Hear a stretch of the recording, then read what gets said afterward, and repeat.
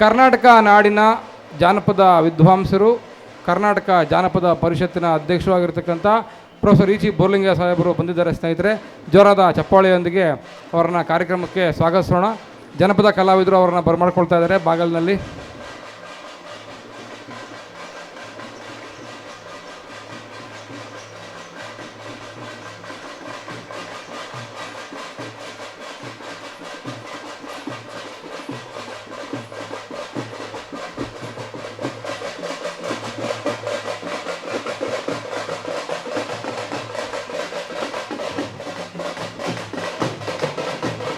ಕನ್ನಡ ವಿಶ್ವವಿದ್ಯಾನಿಲಯ ಹಂಪಿಯ ವಿಶ್ರಾಂತ ಕುಲಪತಿಗಳಾಗಿರ್ತಕ್ಕಂಥ ಕರ್ನಾಟಕ ಜಾನಪದ ಪರಿಷತ್ತಿನ ಅಧ್ಯಕ್ಷರು, ಕರ್ನಾಟಕ ಜಾನಪದ ವಿದ್ವಾಂಸರು ಆಗಿರ್ತಕ್ಕಂಥ ಪ್ರೊಫೆಸರ್ ಇ.ಚಿ. ಬೋರ್ಲಿಂಗ ಸಾಹೇಬರನ್ನ ಅತ್ಯಂತ ಗೌರವಪೂರ್ವಕವಾಗಿ ಜೋರಾದ ಚಪ್ಪಾಳೆಯೊಂದಿಗೆ ಕಾರ್ಯಕ್ರಮಕ್ಕೆ ಸ್ವಾಗತವನ್ನು ಕೋರೋಣ.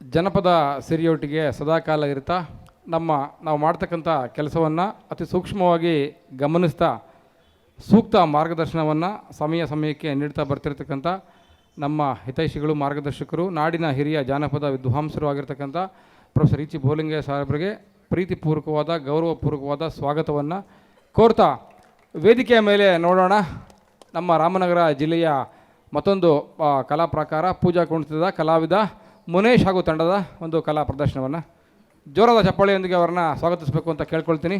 ಮುನೇಶ್ ಮತ್ತು ತಂಡ.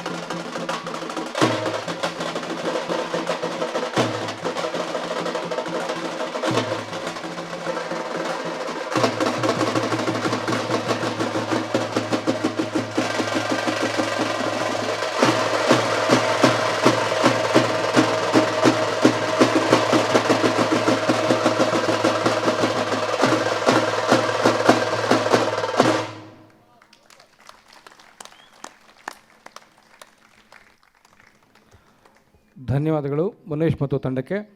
ಈಗ ಅತಿಥಿ ಗಣ್ಯರಲ್ಲಿ ಒಬ್ಬರಾಗಿರ್ತಕ್ಕಂಥ ಕರ್ನಾಟಕ ಜಾನಪದ ಅಕಾಡೆಮಿಯ ಅಧ್ಯಕ್ಷರಾಗಿರ್ತಕ್ಕಂಥ ಶ್ರೀಯುತ ಗೊಲ್ಲಳ್ಳಿ ಶಿವಪ್ರಸಾದ್ ಸರ್ ಅವರು ಸಭೆಯನ್ನು ಉದ್ದೇಶಿಸಿ ಮಾತಾಡಬೇಕು ಅಂತ ಕೇಳ್ಕೊಳ್ತಾ ಇದ್ದೀನಿ.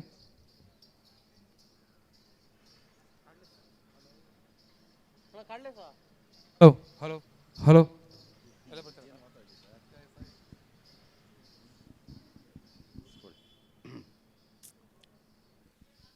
ವೇದಿಕೆಯ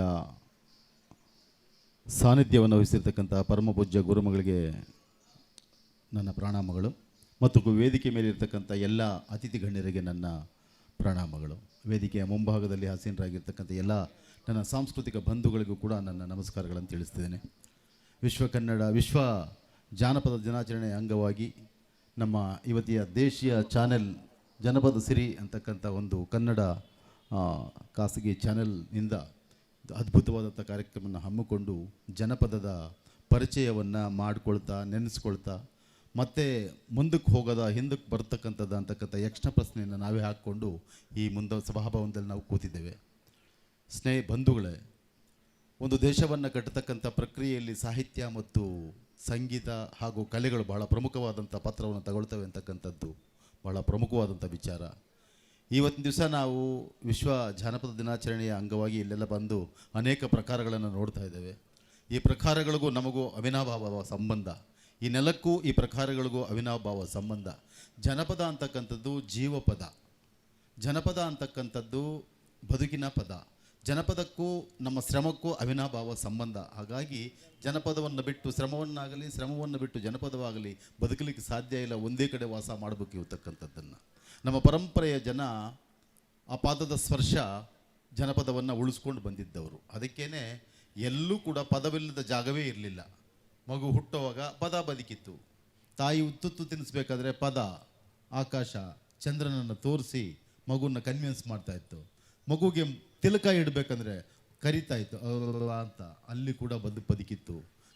ಜಾಲಿ ಕಾಯಿ ತಂದು ಅದನ್ನು ಕುಟ್ಟಿ ರುಬ್ಬಿ ಅದರ ರಸ ತೆಗೆದು ಒಂದು ಚಿಪ್ಪಲ್ಲಿ ಹಾಕಿ ಆ ಚಿಪ್ಪಲ್ಲಿರ್ತಕ್ಕಂಥ ರಸವನ್ನು ಬಿಸಿಲಲ್ಲಿ 3 ದಿವಸ ಇಟ್ಟು ಅದು ಕಪ್ಪಿಗೆ ಗಟ್ಟಾದಾಗ ತಾಯಿಯ 2 ತೊಟ್ಟು ಹಾಲನ್ನು ಅದರ ಮೇಲೆ ಬಿಟ್ಟು ಗಂಧ ತೆಗೆದು ಮಗುವನ್ನು ಕರೆದು ಆಕರ್ಷಿಸಿ ಕೆನ್ನೆ ಮೇಲೆ ಒಂದು ಚುಕ್ಕೆ ಹಣೆಯಲ್ಲಿ ಬೊಟ್ಟು ಇದ್ದಂಥ ಇತಿಹಾಸ ನಮ್ಮ ಸಂಸ್ಕೃತಿ ಪ್ರಾರಂಭ ಆಗದೆ ಅಲ್ಲಿ ಅಂತ ನಾನು ಅಂದುಕೊಂಡಿದ್ದೀನಿ.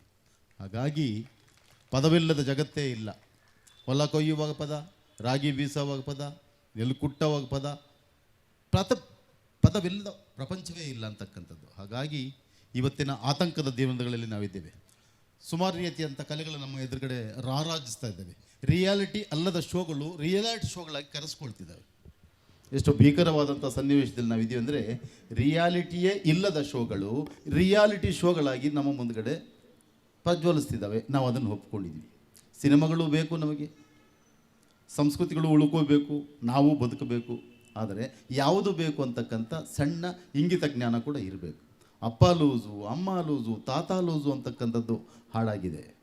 ಇರಲಿ ಹಾಡುಗಳು, ನನ್ನ ಅಭ್ಯಂತರ ಇಲ್ಲ. ಆದರೆ ಅಪ್ಪನನ್ನು ಲೂಸು ಅನ್ನೋದು, ಅಮ್ಮನನ್ನು ಲೂಸು ಅನ್ನೋದು, ತಾತನನ್ನು ಲೂಸು ಅನ್ನೋದು, ನನ್ನ ಪರಂಪರೆಯನ್ನೇ ಲೂಸು ಅಂತ ಕರೆದ್ರೆ ನಾವೇನಾಗಿರ್ತೀವಿ ಅಂತಕ್ಕಂಥ ಪ್ರಶ್ನೆ ಏನಾಗಬೇಕಂತಕ್ಕಂಥದ್ದು ಭಾಳ ಕಷ್ಟಕರ. ಹಳೆ ಪಾತ್ರೆ, ಹಳೆ ಸಾಮಾನು, ಹಳೆ ಡಬ್ಬ ಅಂತಕ್ಕಂಥದ್ದೊಂದು ಹಾಡು ಇದ್ದವು. ಹಾಡುಗಳು 30 ವರ್ಷಗಳ ಹಿಂದೆ, 20 ವರ್ಷಗಳ ಹಿಂದೆ. ಅದೊಂದು ಕಾವ್ಯ, ಅದಕ್ಕೊಂದು ಶಕ್ತಿ, ಅದಕ್ಕೊಂದು ಸಂದೇಶ ಏನೆಲ್ಲ ಇದ್ದವು. ಇವತ್ತು ನಾವು ಮಾಯಾಲೋಕವನ್ನು ಅಪ್ಕೊಳ್ಳೋಕೆ ಹೋಗಿದ್ದೀವಿ. 140 ಕೋಟಿ ಜನಸಂಖ್ಯೆ ಇದ್ದೀವಿ, 400 ಕೋಟಿ ಮೊಬೈಲ್ ಇಟ್ಕೊಂಡಿದ್ದೀವಿ. ಮೊಬೈಲ್ ಒಳಗಡೆ ನಾವಿದ್ದೀವ, ಮೊಬೈಲ್ ಜೊತೆ ನಮ್ಮ ಜೊತೆ ಮೊಬೈಲ್ ಇದೆ ಅಂತಕ್ಕಂಥದ್ದೇ ನಮ್ಗೆ ಅರ್ಥ ಆಗ್ತಿಲ್ಲ. ಇಂತಹ ಕಠೋರವಾದಂಥ ಕಾಲಘಟ್ಟದಲ್ಲೂ ಕೂಡ ಜನಪದವನ್ನು ಉಳಿಸಬೇಕು, ಜನಪದವನ್ನು ಬೆಳೆಸಬೇಕು, ಜನಪದ ಪ್ರಕಾರಗಳ ಮೂಲಕ ಜನಮಾನಸದಲ್ಲಿ ಮತ್ತೆ ಅದನ್ನು ಬಿತ್ತಬೇಕು, ಅದನ್ನು ನಾಟಬೇಕು, ಮತ್ತು ಆ ಬೆಳೆಯನ್ನು ಬೆಳಿಬೇಕಂತಕ್ಕಂಥ ಕನಸನ್ನು ನಮ್ಮ ಕಾಂತರಾಜರವರು ಭಾಳ ಅಂತರ್ಯದಲ್ಲಿ ಚಿಗುರಿಸ್ಕೊಂಡ್ಬಿಟ್ಟಿದ್ದಾರೆ, ಬಿತ್ತಲಿಕ್ಕೆ ಹೊರಟಿದ್ದಾರೆ. ಯಾರು ಈ ಕಾಲದಲ್ಲಿ ಬೇರೆ ಬೇರೆ ಶೋಗಳನ್ನು ಮಾಡಿಕೊಂಡು ಬೇರೆ ಬೇರೆಯಾದಂಥ ಅವ್ರದ್ದೇ ಆದಂಥ ಲಾಭದಾಯಕವಾದಂಥ ಪ್ಲಾನಿಂಗಲ್ಲಿರ್ತಾರೆ. ಇಂಥದ್ರಲ್ಲಿ ಜನಪದ ಸಿರಿ ಅಂತಕ್ಕಂಥ ಒಂದು ಚಾನಲ್ನ ಮಾಡ್ಕೊಳ್ಳೋ ಮುಖಾಂತರ ಜನಪದರನ್ನು ಮಾತನಾಡ್ತಕ್ಕಂಥದ್ದು, ಅವ್ರನ್ನ ಹುಡುಕಾಟ ಮಾಡೋದು. ಎಲ್ಲಿ ಇವರಿಗೆ ನಿಧಿ ಸಿಕ್ಕಿದಂಗೆ ಜನಪದರು ಸಿಕ್ಬಿಟ್ರೆ ಬೇರೆಯವ್ರಿಗೆ ಏನೇನೋ ಸಿಕ್ಕಬೇಕು. ನಮ್ಮ ಕಾಂತರಾಜ್ ಕಥೆ ಹೆಂಗಂದರೆ, ಜನಪದ ಕಲಾವಿದ ಸಿಕ್ಬಿಟ್ಟಂದ್ರೆ ನಿಧಿ ಸಿಕ್ಕಿದಷ್ಟು ಖುಷಿ ಇದ್ದವ್ರಿಗೆ. ಅವ್ನು ಹುಡ್ಕೊಂಡು ಹೋಗುತ್ತೆ ಅಂದರೆ ಇದಕ್ಕೊಂದು ಶಕ್ತಿ ಬೇಕಾಗುತ್ತೆ. ಎಲ್ಲಕ್ಕೂ ಎಲ್ಲವೂ ಸಾಲೋದಿಲ್ಲ. ಒಳ್ಳೆ ಕೆಲಸಗಳು ಮಾಡಬೇಕಂದ್ರೆ ಭಾಳಷ್ಟು ಶಕ್ತಿ ಬೇಕು. ಅದಕ್ಕೇ ಸುಳ್ಳು ಹೇಳೋಕ್ಕೆ ನಾಲಿಗೆ ಇದ್ದರೆ ಸಾಕು, ಸತ್ಯ ಹೇಳೋಕ್ಕೆ ಹೃದಯ ಬೇಕು. ಸುಳ್ಳು ಹೇಳೋಕ್ಕೆ ನಾಲಿಗೆ ಒಂದೇ ಒಂದಿದ್ದರೆ ಸಾಕು, ಸತ್ಯ ಹೇಳಬೇಕಂದ್ರೆ ಹೃದಯ ಇರಬೇಕು. ಅಂತಹ ಸತ್ಯದ ಅನ್ವೇಷಣೆ ಅಂತ ನಾನು ಅಂದ್ಕೊಂಡಿದ್ದೀನಿ. ಜನಪದ ಅಂದ ತಕ್ಷಣ ಸತ್ಯ ಅಷ್ಟೇ. ಬರ್ಕೊಂಡಿದ್ದು ಯೋಚನೆ ಮಾಡ್ತಕ್ಕಂಥದ್ದು, ಮೆದುಳು ಕೆಲಸ ಕೂತ್ಕೊಂಡು ಎ ಸಿ ರೂಮಲ್ಲಿ ಕೂತ್ಕೊಂಡು ಯೋಚನೆ ಮಾಡಿ ಪೆನ್ ಹಿಡ್ಕೊಂಡು ಅದನ್ನು ಮೇಲಕ್ಕೆ ಇಟ್ಟು ಕೆಳಗೆ ಕಿಳಿಸಿ ಪೆನ್ನಲ್ಲಿ ಬರೆದು ಮಸಿ ಅಲ್ವೇ ಅಲ್ಲ ಜನಪದ. ಸತ್ಯಗಳನ್ನು ನಮ್ಮ ಪರಂಪರೆ ಜನ ಕಕ್ಕಿದ್ದು ಸತ್ಯ. ಪತ್ವಗಳಾಗಲಿ, ಸೂಫಿ ಪದಗಳಾಗಲಿ, ತತ್ವಪದಗಳಾಗಲಿ, ವಚನಗಳಾಗಲಿ, ಇವ್ಯಾವೂ ಕೂಡ ಕಲ್ಪಿಸ್ಕೊಂಡು ಕಪೋಕಲ್ಪಿತವಾಗಿ ಬರೆದವಲ್ಲ. ಸಾಮಾಜಿಕವಾದಂಥ ಸತ್ಯಗಳನ್ನು ಕಕ್ಕಿದ್ದು, ಒಳಗಿನ ವೇದನೆಯನ್ನು ಅಲ್ಲಿ ಇಟ್ಟಿದ್ದು ಪದವಾಗಿ, ಪದ್ಯವಾಗಿ. ಹಾಗಾಗಿ ಜನಪದವನ್ನು ಉಳಿಸ್ತಕ್ಕಂಥ ಈ ಒಂದು ಇಂತಹ ರಿಯಾಲಿಟಿ ಇಲ್ಲದಂಥ, ರಿಯಾಲಿಟಿ ಅಂತ ಕರೆಸ್ಕೊಳ್ತಕ್ಕಂಥ ಭೀಕರವಾದಂಥ ಕಾಲಘಟ್ಟದಲ್ಲಿ ನೋಡ್ತಿದ್ದೀವಿ ರಿಯಾಲಿಟಿ ಶೋಗಳಲ್ಲಿ. ಅಲ್ಲಿನ ಮಕ್ಕಳು ಏನು ನೋಡ್ಲಿಕ್ಕೆ ಸಾಧ್ಯ ಅಂತ, ವಿಸಲ್ ಹೊಡೆಯೋದು, ಕೇಕೆ ಹಾಕೋದು, ಅವ್ರಿಗೆ ಅವರೇ ನಕ್ಕೊಳ್ಳೋದು, ವಿಚಿತ್ರವಾದಂಥ ವಸ್ತ್ರ ವಿನ್ಯಾಸವನ್ನು ಮಾಡ್ಕೊಳ್ತಕ್ಕಂಥದ್ದನ್ನು ಜಗತ್ತಿಗೆ ತೋರಿಸ್ತಕ್ಕಂಥದ್ದಾದರೆ ಜನಪದ ಏನಾಗಬೇಕು? ಊರನ್ನು ಕಟ್ಟಿದ ಜನಪದ, ಕೆರೆಯನ್ನು ಕಟ್ಟಿದ ಜನಪದ, ಕುಂಟೆಯನ್ನು ಕಟ್ಟಿದ ಜನಪದ, ಗೋಕುಂಟೆಯನ್ನು ಕಟ್ಟಿದ ಜನಪದ, ಊರು ಕಾಂಪೌಂಡ್ ಹಾಕಿದ ಜನಪದ, ಮನೆ ಮುಂದ್ಗಡೆ ಒಂದು ಕಿಟ್ಟು, ಮನೆ ಹಿಂದ್ಗಡೆ ಮೆಡಿಕಲ್ ಕಿಟ್ಟು, ಮಧ್ಯೆ ಮನೆ, ಇದನ್ನು ಕಲಿಸ್ಕೊಟ್ಟಿದ್ದು ಜನಪದ. ಇವತ್ತು ಕಾಂಪೌಂಡ್ ಹಾಕ್ಕೊಂಡಿದ್ದೀವಿ, ಆ ಕಾಂಪೌಂಡ್ ಮೇಲೆ ಗಾಜಿನ ಚೂರುಗಳನ್ನ ಇಡ್ತೀವಿ, ಅಲ್ಲಿ ಓಡಾಡೋಂಗಿಲ್ಲ, ಓತಿಕೇತ ಓಡಾಡೋಂಗಿಲ್ಲ, ಅದ್ರ ಮೇಲೆ ಗಾಜಿನ ಚೂರು, ಮಕ್ಕಳು ಮುಟ್ಟೋಂಗಿಲ್ಲ. ಅಂದರೆ ಅವತ್ತು ಹಂಗಿರಲಿಲ್ಲ. ಕಾಂಪೌಂಡ್ಗೆ ಬದಲಾಗಿ ಒಂದು ಬೇಲಿ ಇರೋದು, ಅಲ್ಲೊಂದು ಚಿಕ್ಕಡಿ ಗಿಡ, ಅಲ್ಲೊಂದು ಪಡವಲು ಗಿಡ, ಅದರೊಂದು ಸೋರೆ ಗಿಡ, ಅದರೊಂದು ಕುಂಬಳ ಗಿಡ, ಅದರೊಂದು ಹೀರೆಕಾಯಿ ಗಿಡ ಇರೋದು. ಅದು ಮಾರ್ಕೆಟ್, ನಮಗೆ ಬೇಕಾದಂಥ ತರಕಾರಿಗಳನ್ನು ಕೊಡ್ತಕ್ಕಂಥ ಮಾರ್ಕೆಟ್. ಮನೆ ಹಿಂದ್ಗಡೆ ಒಂದು ಮೆಡಿಕಲ್ ಕಿಟ್, ಅಲ್ಲಿ ಕಾಮಕಸ್ತೂರಿ, ತುಳಸಿ, ಬೇರೆ ಬೇರೆ ಗಿಡಗಳು. ಅಂದರೆ ಮುಂದ್ಗಡೆ ಒಂದು ಮಾರ್ಕೆಟನ್ನು, ಹಿಂದ್ಗಡೆ ಒಂದು ಮೆಡಿಕಲ್ ಕಿಟ್ ಇಟ್ಕೊಂಡು ಮಧ್ಯ ಮನೆಯನ್ನು ಕಟ್ಟಿಕೊಂಡಂಥ ಮಹಾನ್ ವೈಜ್ಞಾನಿಕವಾದ ಜಗತ್ತು ನನ್ನ ಪರಂಪರೆ ಅದು. ಅದನ್ನು ಇವತ್ತು ಮರ್ತಿದ್ವಿ. ಮತ್ತೆ ಆ ಜನಪದ ಜೀವನ ಕ್ರಮವನ್ನು, ಜನಪದ ಆಹಾರ ಕ್ರಮವನ್ನು, ಜನಪದ ವ್ಯವಸಾಯ ಕ್ರಮವನ್ನು, ಜನಪದ ಔಷಧಿ ಕ್ರಮವನ್ನು, ಜನಪದದ ಆಲೋಚನಾ ಕ್ರಮವನ್ನು ರೂಢಿಸ್ಕೊಂಡ್ರೆ ಮಾತ್ರ ನಮಗೆ ಉಳಿಗಾಲದೇ. ಇಲ್ಲಾಂದರೆ ಬರ್ತಕ್ಕಂಥ ದಿನಗಳಲ್ಲಿ ಮಕ್ಕಳನ್ನೆಲ್ಲ ಶೋಕೇಸಲ್ಲಿಟ್ಟು ಬೆಳೆಸ್ತಾ ಇದ್ದೀವಿ ನಾವು. ಅವುಗಳ ಕಷ್ಟ ಗೊತ್ತಿಲ್ಲ, ಕಣ್ಣೀರು ಗೊತ್ತಿಲ್ಲ, ಗಾಳಿ ಪರಿಚಯ ಇಲ್ಲ, ನೆಲದ ವಾಸನೆ ಗೊತ್ತಿಲ್ಲ, ಮಳೆಯ ಗಮಲೆ ಗೊತ್ತಿಲ್ಲ, ಭೂಮಿ ವಾಸನೆ ಗೊತ್ತಿಲ್ಲ, ಗೊಬ್ಬರದ ವಾಸನೆ ಗೊತ್ತಿಲ್ಲ. ಹೆಂಗೆ ಬೆಳಿತವೆ ಅವು, ಎಲ್ಲಿಗೆ ಹೋಗ್ತವೆ ಅವು, ತಾತ ಗೊತ್ತಿಲ್ಲ, ಅಜ್ಜಿ ಗೊತ್ತಿಲ್ಲ, ಮುತ್ತಾತ ಗೊತ್ತಿಲ್ಲ. ಸಿನಿಮಾ ಆ್ಯಕ್ಟ್ರು ಗೊತ್ತವ್ರಿಗೆ, ಒಬ್ಬ ಸಿನಿಮಾ ನಟ ಗೊತ್ತವ್ರಿಗೆ, ಕ್ರಿಕೆಟ್ ಪಟು ಗೊತ್ತವ್ರಿಗೆ, ಫುಟ್ಬಾಲ್ ಕ್ಯಾಪ್ಟನ್ ಗೊತ್ತವ್ರಿಗೆ, ವಿಶ್ವದರ್ಜೆಗಳು ಗೊತ್ತವ್ರಿಗೆ, ಹೀರೋಗಳು ಗೊತ್ತು, ಹೀರೋಯಿನ್ಗಳು ಗೊತ್ತು, ವಿಲನ್ಗಳು ಗೊತ್ತು, ದೇವಾನುದೇವತೆಗಳು ಗೊತ್ತು. ಆದರೆ ಅವರ ತಾತನ ಹೆಸರನ್ನೇ ಮರ್ತೋಗಿದ್ದಾರಲ್ಲ ಮಕ್ಕಳು, ಇನ್ನೇನು ಕಟ್ತವೆ ನಾಳೆ ಅವರು. ಹಾಗಾಗಿ ಪರಂಪರೆಯ ಪಾದದ ಸ್ಪರ್ಶವನ್ನು ಮರೆತಿರ್ತಕ್ಕಂಥ ಈ ಕಾಲಘಟ್ಟದಲ್ಲಿ ಮತ್ತೆ ಜನಪದದ ಒಂದು ಸೊಗಡನ್ನು, ಜನಪದದ ಬಿತ್ತನೆಯ ನೆಲದಲ್ಲಿ ಬಿತ್ತಬೇಕಂತಕ್ಕಂಥ ಒಂದು ಕಾರ್ಯಕ್ಕೆ ಕೈ ಹಾಕಿರ್ತಕ್ಕಂಥ ಈ ಜನಪದ ಸಿರಿ ಕನ್ನಡದ ದೇಸಿ ಚಾನಲ್ ಒಳ್ಳೆಯ ಫಲಿತಾಂಶ ತಗೊಳ್ಳಿ. ಕಾಂತರಾಜರವರ ಹೆಜ್ಜೆಯಲ್ಲಿ, ಕಾಂತರಾಜರವರ ಸಾಮಾಜಿಕವಾದಂಥ, ಸಾಂಸ್ಕೃತಿಕವಾದ ಜನಪದದ ಪಯಣದಲ್ಲಿ ನಾವೆಲ್ಲ ಕೂಡ ಜೊತೆಗೂಡೋಣ ಅಂತಕ್ಕಂಥ ಮಾತನ್ನು ಹೇಳ್ತಾ, ಕಷ್ಟ, ಹಾಗಾಗಿ ಕಷ್ಟ ಆದರೂ ಇಷ್ಟವಾದದ್ದನ್ನೇ ಮಾಡ್ತಕ್ಕಂಥದ್ದು ಜನಪದ. ಆ ಜನಪದಕ್ಕೆ ಜೈ ಅಂತ ಅಂತಾರಾಷ್ಟ್ರೀಯ ಜನಪದ ದಿನಾಚರಣೆಯ ಪ್ರಯುಕ್ತ ನಿಮ್ಮೆಲ್ಲರಿಗೂ ನನ್ನ ಶುಭಾಶಯಗಳನ್ನು ಹೇಳಿ ನನ್ನ ಮಾತನ್ನು ಮುಗಿಸ್ತೀನಿ. ಜೈ ಜನಪದ, ಜೈ ಕರ್ನಾಟಕ, ಜೈ ಕನ್ನಡ. ಧನ್ಯವಾದಗಳು ಸರ್. ನೆಲಮೂಲ ಸಂಸ್ಕೃತಿಯ ಮೂಲ ಆಶಯವನ್ನೇ ನಮ್ಮ ಮುಂದೆ ತೆರೆದಿಟ್ಟಂತಹ ಕರ್ನಾಟಕ ಜಾನಪದ ಅಕಾಡೆಮಿಯ ಗೌರವಾನ್ವಿತ ಅಧ್ಯಕ್ಷರಾದ ಗೊಲ್ಲಳ್ಳಿ ಶಿವಪ್ರಸಾದ್ ಸರ್ ಅವರಿಗೆ ಧನ್ಯವಾದಗಳನ್ನು ಸಲ್ಲಿಸ್ತಾ, ಕಾರ್ಯಕ್ರಮದಲ್ಲಿ ಮುಖ್ಯ ಅತಿಥಿಗಳಾಗಿ ಆಗಮಿಸಿದ್ದ ಕೃಷಿ ವಿಶ್ವವಿದ್ಯಾನಿಲಯದ ಗೌರವಾನ್ವಿತ ಕುಲಪತಿಗಳು ಸುರೇಶ್ ಅವರು ಬೇರೆ ಕಾರ್ಯಕ್ರಮದ ನಿಮಿತ್ತ ತೆರಳಬೇಕಾಗಿದೆ. ಹಾಗಾಗಿ ನಮ್ಮ ಸಂಸ್ಥೆಯ ಪರವಾಗಿ ಒಂದು ಕಿರು ಗೌರವವನ್ನು ಸಮರ್ಪಣೆ ಮಾಡ್ತಕ್ಕಂಥ ಸಂದರ್ಭ.